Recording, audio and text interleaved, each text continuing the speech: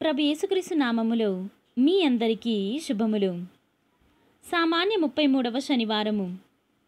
మొదటి పట్టణము మక్కబీయుల మొదటి గ్రంథము 6వ అధ్యాయము 1వ వచనము నుండి 13వ వచనం వరకు.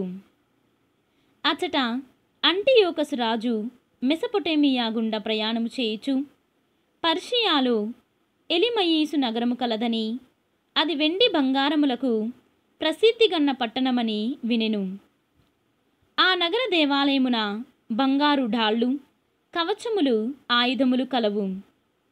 మాసిడోనియా రాజు ఫిలిప్పు కుమారుడు తొలిసారిగా గ్రీకు సామ్రాజ్యము నేలిన చక్రవర్తి అలెగ్జాండరు వానిని ఆ దేవాలయమున భద్రపరచెను.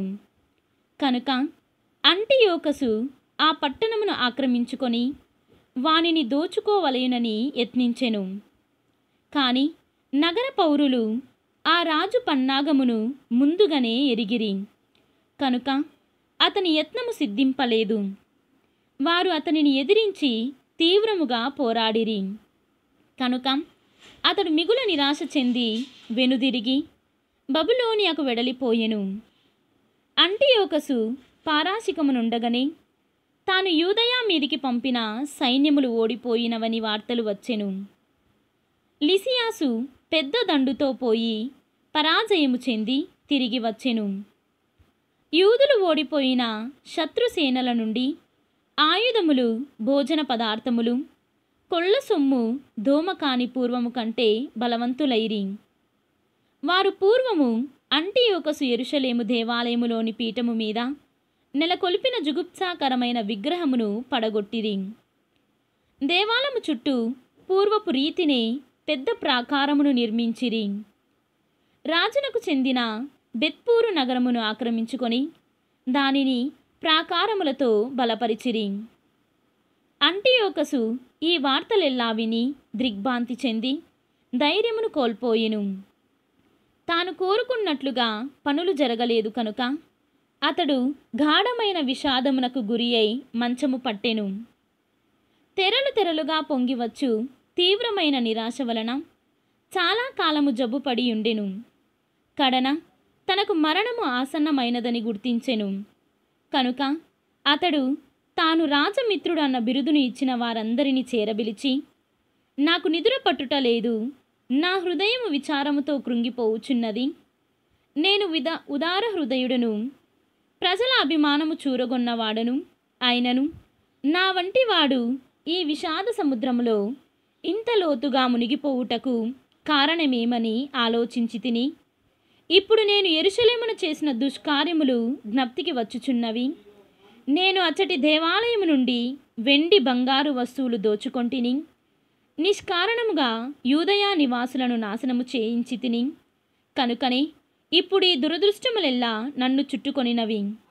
నేను విచార మనస్కుడనై ఈ పరదేశమున కన్ను మూయనున్నాను అని చెప్పెను. ఇది ప్రభువాక్కు. సర్వేశ్వరునికి వందనములు. ఈనాటి సువిశేషము పునీత లూకా గారు వ్రాసిన సువిశేషము 20వ అధ్యాయము 27వ వచనము నుండి 40వ వచనము వరకు. ఆ పిమ్మట పునరుత్థానమును విశ్వసింపని సదుకయ్యులు కొందరు యేసు వద్దకు వచ్చి, బోధకుడా, ఒకడు సంతానము లేక మరణించిన ఎడల వాని సోదరుడు అతని భార్యను పెండ్లాడి అతనికి సంతానము కలుగచేయవలెనని మోసే వ్రాసెను గదా. అయితే మాలో 7 సహోదరులు ఉండిరి. మొదటివాడు పెండ్లాడి సంతానము లేక చనిపోయెను. పిమ్మట 2వవాడు, ఆ పిదప 3వవాడు, అట్లే 7 ఆ స్త్రీని పెండ్లాడి సంతానము లేకయే మరణించిరి. ఆ పిదప ఆమె మరణించినది. 7 ఆమెను వివాహమాడిరి కదా. పునరుత్థానమునందు ఆమె ఎవరి భార్య అగును అని అడిగిరి. అందుకు యేసు, ఈ జీవితములో వివాహమునకు ఇచ్చు పుచ్చుకొనుట జరుగును, కాని పునరుత్థానమునకు యోగ్యులగు వారు రానున్న జీవితమున వివాహము కొరకు ఇచ్చి పుచ్చుకొనరు. పునరుత్థానులగుటచే వారికి ఇక చావు లేదు. పునరుత్థాన కుమారులగుట వలన వారు దేవదూతలతో సమానులు. దేవుని కుమారులు. మండుచున్న పొదను గూర్చి మోసే ప్రస్తావించుచు పునరుత్థాన విషయమై ప్రభువు అబ్రహాము దేవుడని, ఈసాకు దేవుడని, యాకోబు దేవుడనని పలికెను. దేవుడు జీవితులకే గాని మృతులకు దేవుడు కాదు. ఏలయనా ఆయన దృష్టికి అందరూ సజీవులే అని వారికి సమాధానము ఇచ్చెను.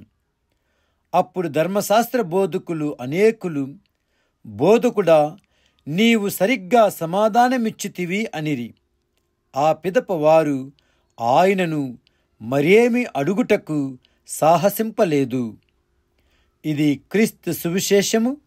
క్రీస్తువా మీకు స్తుతి కలుగునుగాక.